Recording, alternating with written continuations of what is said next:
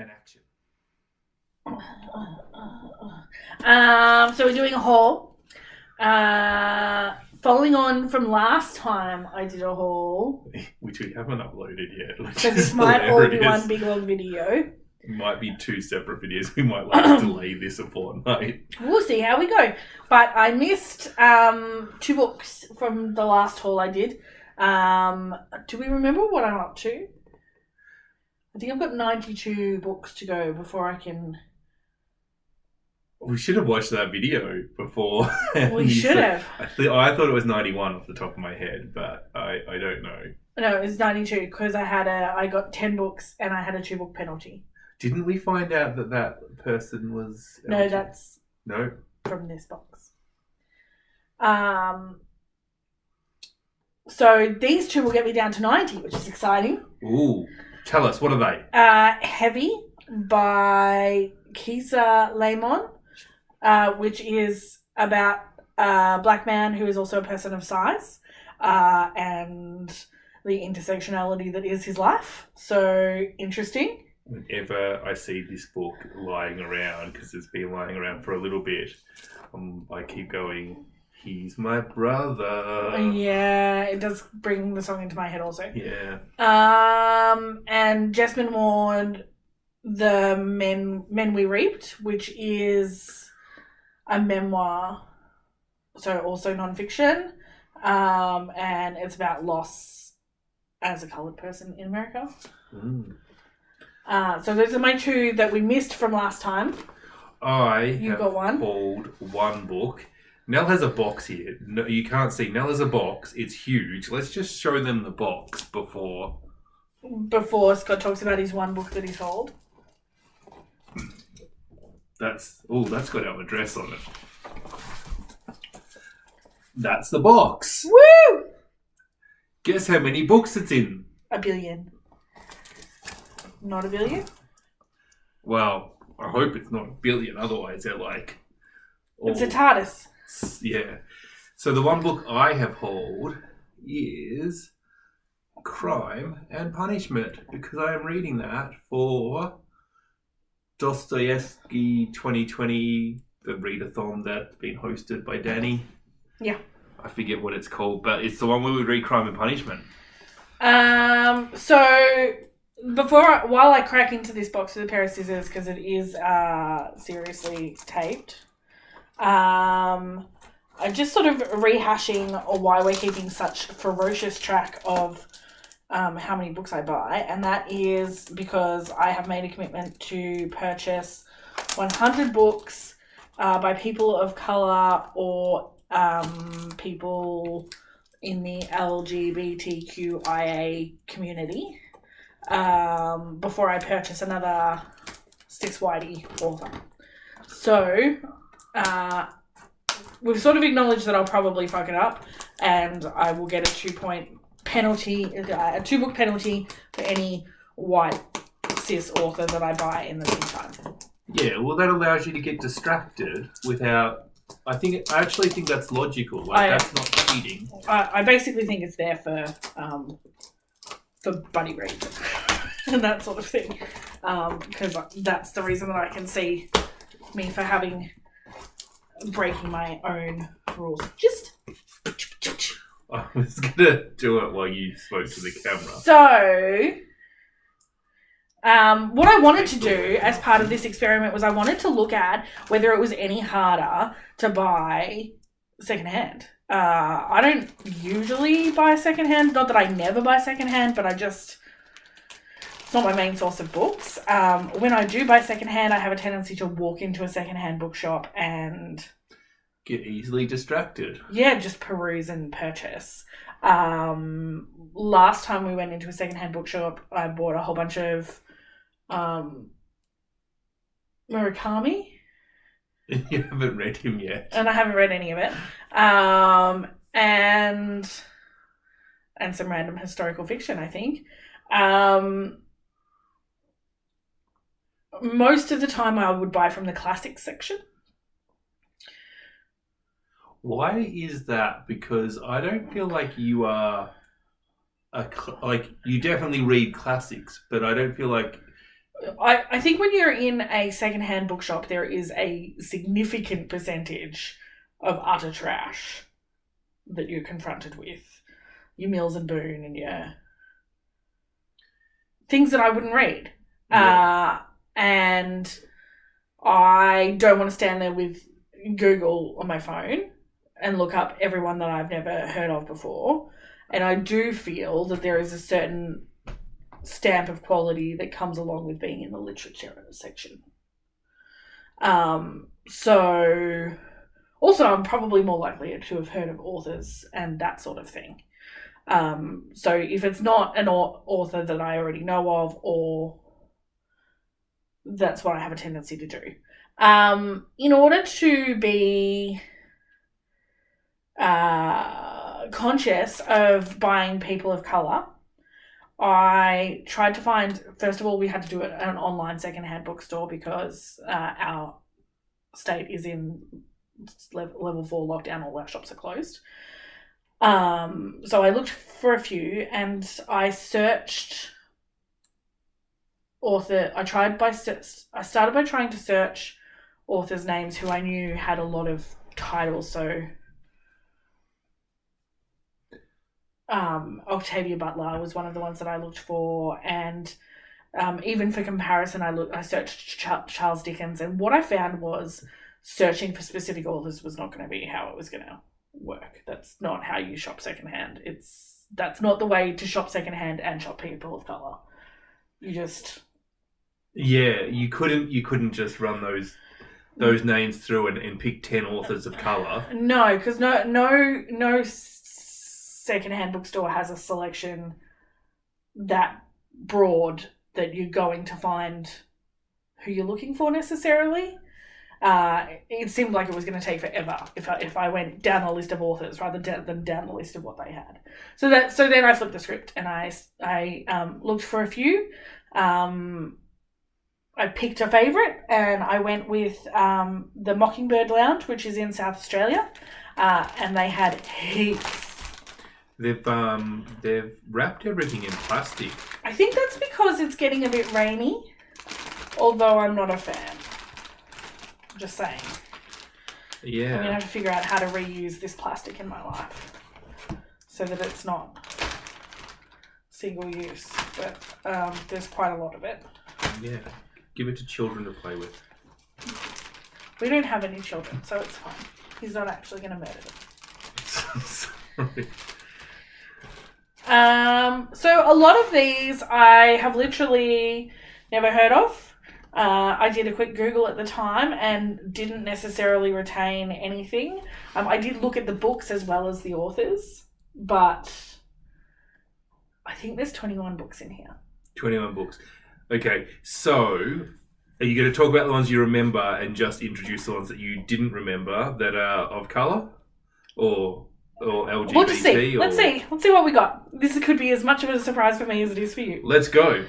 So I've got Fish of the Seto Inland Sea by Rory Pilgrim, which is 3 generations of a Japanese family. I have no recollection of why I bought that, but it's got a pretty cover. So I would hazard a guess that she's Japanese. I would guess. Also, I'm guessing that she's a she.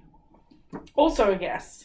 I'm seeing $10 stickers on the back of these. I spent just over $200 and got just over 20 books delivered to my house. So, The Map of Love by Adaf Suef. Something about Egypt. The Death of Vishnu. This is a debut novel by Manil Suri. So all of these had reasonably good Goodreads star ratings. Most of them are authors that are new to me. For me, this experiment with buying more authors of colour is about finding more authors to follow.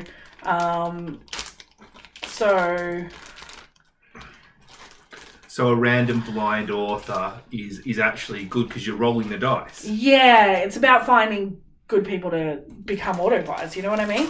So this is The Hakawati by Rabi Alameddin, which has a very lovely cover. And he was born in Jordan. Ooh.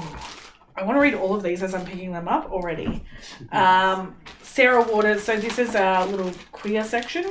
Sarah Waters, The Little Stranger, and Jeanette Winterson, The Passion. I did and I do find it more difficult to do a quick search and see if an author is queer or not. You can certainly get an idea from people's names whether they're... It's certainly obvious when they're not from a European background, I guess. Well, yeah. It's an easy... Black people could be called David, but, if you find an Asian author, I guess David Suzuki was Asian, wasn't he? But yeah, it doesn't work in both directions. But like Shobha Rao is a fairly likely person to be a person of color, and so it's a time saver, I guess, So what you're saying make that assumption is that you're profiling authors' names. I totally profiled authors' names and then I Google checked. I didn't just assume. Girls Burn Brighter. I do remember that this had a very excellent set of reviews. What's it about, witches? Girls Burn Brighter. I have no idea.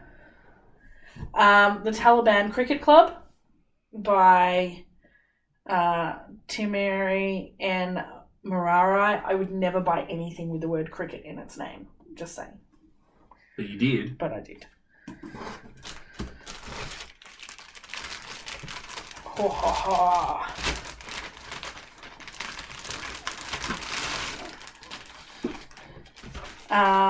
From Chica Inogwe on Black Sisters Street. When Memory Dies by A. Sivanandan.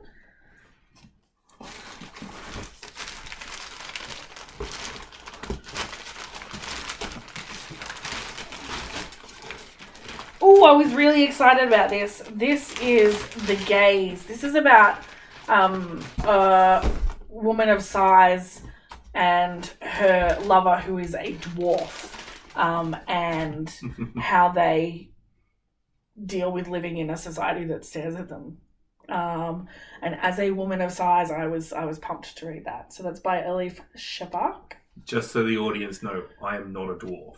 You're not a dwarf. You're like the opposite.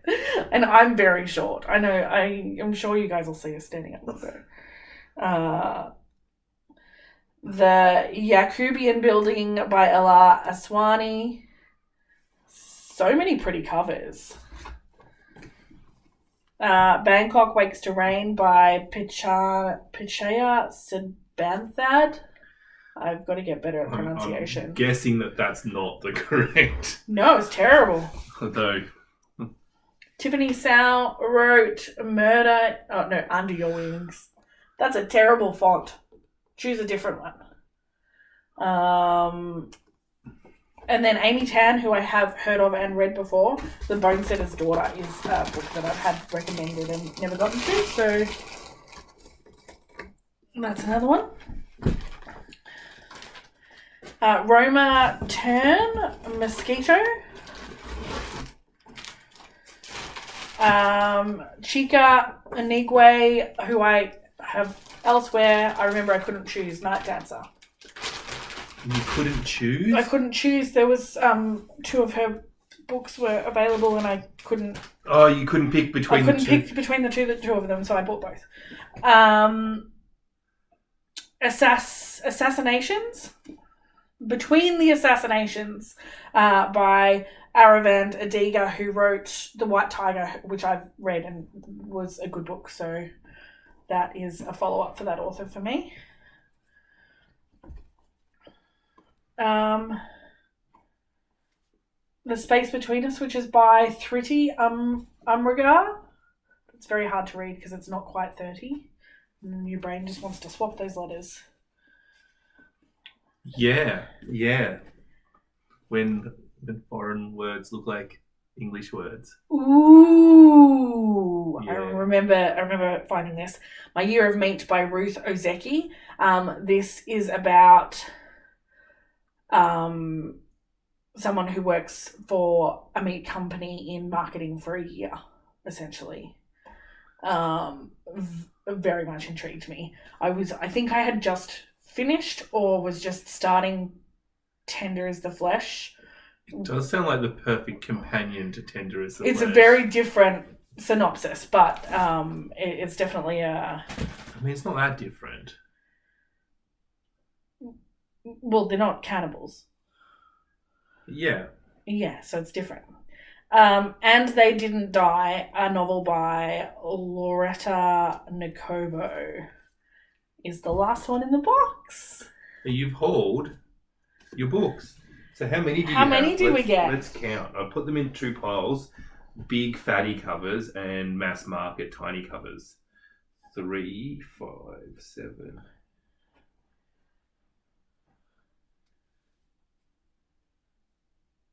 22 books. And then the 2 down here that weren't part of the used. So I had 92 to go, and less 24 is 68. So I've got 68 books to purchase before I'm allowed to get someone who's cis and white. That's still a lot of books. It's still a lot of books, but... And this is your TBR behind us now. Honestly, I expected to take me a year to haul that many books, and I have made a small concerted effort because I basically wanted to see how difficult it was when it came to availability to begin with. And while I've had to be conscious, there's certainly enough choice. There's plenty of choice. I went to a secondhand online bookshop. I only picked one. I bought 22 books, and I didn't even go through a third of what they had available. Like, I just... Can you imagine how excited that bookshop must have been when your order came in? Yeah, I don't think they were sad, especially right now. I hope that they got a little boost out of it, and I hope I was really happy with the bargain that I got, and the service was good, and it turned up looking beautiful. So, Mockingbird Lounge, if you're in Australia and looking for some secondhand books. Glenelg. Yeah, in South Australia. Yeah, it got here quite quickly, given how horrid Australia Post is in Victoria right now. So I'm impressed. Suspect they may have done that straight away to get it this quick. Yeah, I think they packed it as I was ordering it, just about. Now, I have a question. You are hauling authors of colour and LGBT plus and all of that. Yeah.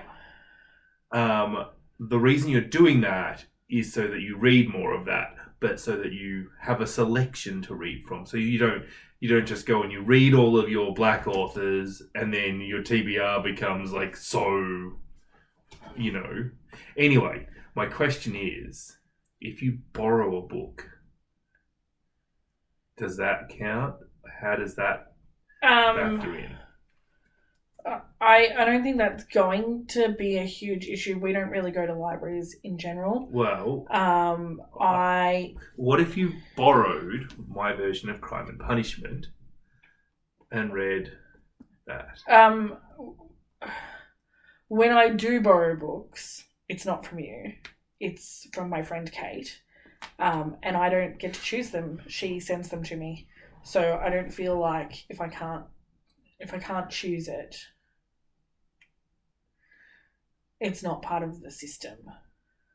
Yeah, okay. And as long as you're not planning to cheat by buying a whole bunch of white cis books and bringing them into the house, then I don't think we need to address what, you know. Well, I've just bought some books that haven't arrived yet. There's some white cis authors in there, and there's both some coloured authors and some queer authors. Oh, we don't really have a system because you normally audiobook. So, yeah. Of the bookshelf behind us, this is your TBR. Yeah, most of that is my TBR. You do have a small section that is books that you have gotten for you, but it's not even a full shelf. I have a TBR on this shelf that is behind the chairs, but actually on my bedside table I have a pile of books which is larger than what's on this shelf. Than what's on this shelf. Yeah, so it's. I think proportionally, it's not a huge deal. I think I have committed to enough